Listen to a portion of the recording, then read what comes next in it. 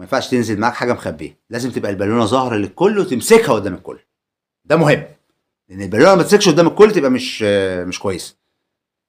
ده كلام مظبوط، وانا عن نفسي بايد اللي حصل يعني. لكن نمسك بقى تخبي البالونه جوه الشراب وتطلعها تنفخها لا، مش كده. البالونه تنزل قدامك تجيب جون تحتفل، ده شغل عالي قوي.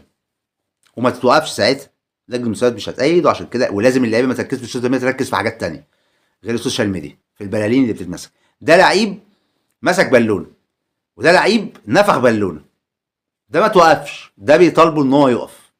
وعجبي ده فالشاهد في الموضوع كله ان الامر كله ابسط من البساطه. انا فكرته هيطلع شنكار يعمل صوره بتاع، لعيبه كتير عملت كده. طلع بالونه برضو لعيبه عملتها، وما خدتش اي حاجه غير اما هو لقيته محروق في الاستوديو كده واخد الموضوع على اعصابه قوي، وان هو عيب ان